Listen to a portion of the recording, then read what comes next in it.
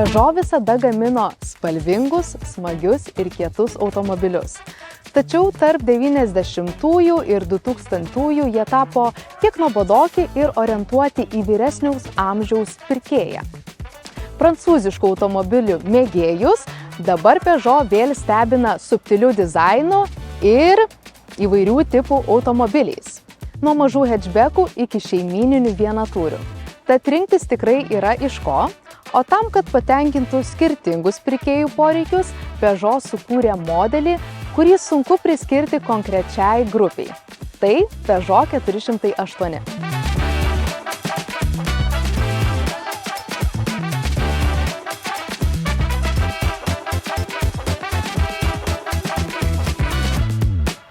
Pažvelgus į naująjį Peugeot 408, sunku pasakyti, koks tai kėbulo tipas.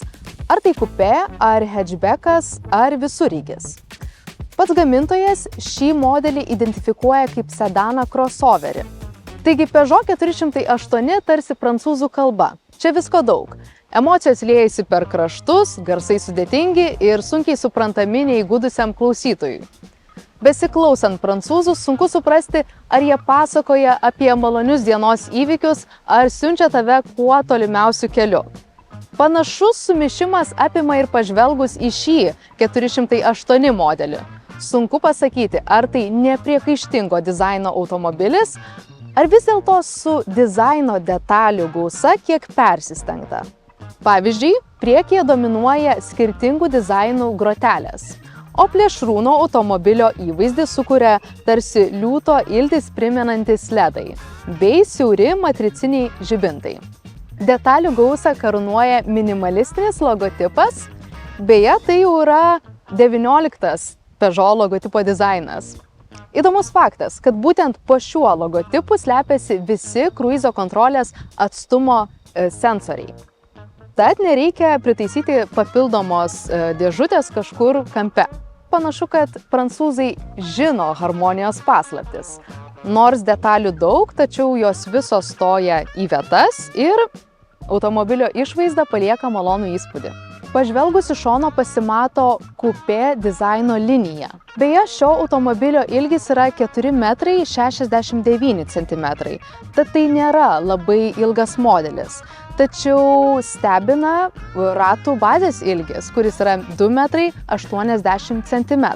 Ratlankiai 19 colių. Mažesnių rinktis neverta, nes tai gali gadinti bendrą vaizdą. Tačiau jeigu jums grožis yra svarbiau negu minkštas važiavimas, galite rinktis ir 20 colių. Ši spalva vadinasi Obsession – mėlyna spalva. Peugeot.lt puslapyje galite rasti konfiguratorių, kurio pagalba galėsite pamatyti visas šio modelio spalvas. Tačiau jų bus nedaug – kelios pilkos, balta, juoda ir raudona. Štai galinė dalis primena sportinį automobilį. Dailūs su animacija šviečianti žibintai, bagažinė ir spoileris viename, keli maži spoileriukai ir didelis bei platus plastikinis buferis, kuris gali padėti apsisaugoti parkuojantis. Kaip žinoma, pietų Europos miesteliuose vietos nedaug, tad žmonės parkuojasi vieni šalia kitų. Tad toks dizaino sprendimas gali pagelbėti išvengti nedidelių smūgių. Aplink visą automobilį sumontuotos plastiko apdailos, tad mėgstantiems pasivažinėti miške ar stovyklauti nereikės per daug jaudintis dėl šakų įbrėžimų. Vis dėlto per giliai į mišką važiuoti nepatarčiau, nes šis automobilis neturi visų varomų ratų pasirinkimo. Kol kas. Na, o dabar pažvelkime, kas dedasi viduje. Peugeot smagiai stebina ir viduje. Medžiagos malonios, kad ir kur prisiliesite. Apačioje plastikas truputėlį grubesnis, tačiau dažnai ši vieta ar taip yra apspardoma kojų. Mėgstantiems odos elementus, Peugeot taip pat siūlo Napa apdailos paketą, į kurį įeina priekinė sėdynė su masažo funkcija. Be odos taip pat galima rinktis medžiaginės arba verstos odos sėdynės. Kiek teko sėdėti naujose Peugeot modeliuose, bene visi sužavėjo savo patogumu. Šios sėdynės maloniai įrėmina ir tarsi apgaubia. Trumpai tariant, Peugeot lenkia tokį vokiečių gamintoją kaip Volkswagen. O dėl salono kokybės net pats Audi gali slėptis po lapais. Ankstesniuose modeliuose automobilių funkcijos buvo valdomos ekrane arba fizinių mygtukų pagalba. Tačiau šiame modelyje fizinių mygtukų pamažėjo ir daugelis funkcijų yra valdomos tiesiog ekrane. Tai yra 10 colių ekranas, po apačia galime matyti mažesnį ekraną, jame taip pat galite valdyti tam tikras funkcijas, čia yra tarsi greitieji mygtukai. Vairuotojo ekranas taip pat 10 colių. Jis gali būti paprastas arba 3D. Tai reiškia, kai vaizdas atvaizduojamas 3D formatu. Tačiau jeigu jums toks variantas nepatinka, galite jį išsijungti ir naudotis įprastu ekranu.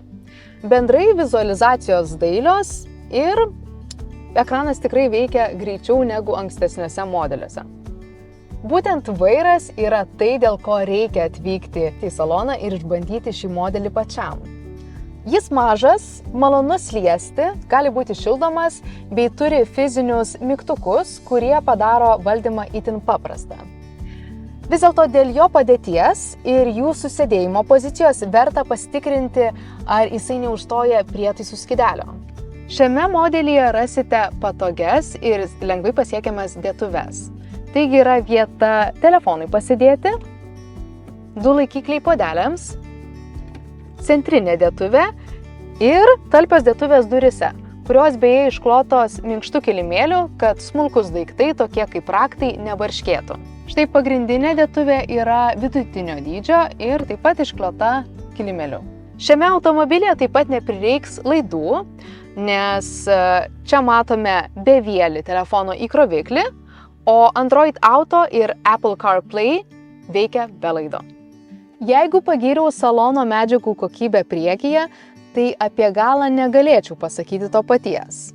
Vis dėlto čia pakankamai vietos kojoms, transmisijos tunelis nėra didelis, sėdynės minkštos ir patogios, tačiau užteks vietos tik tais 3 vaikams arba paaugliams, nes didesnių gabaritų žmonėms čia gali pasidaryti ankštą.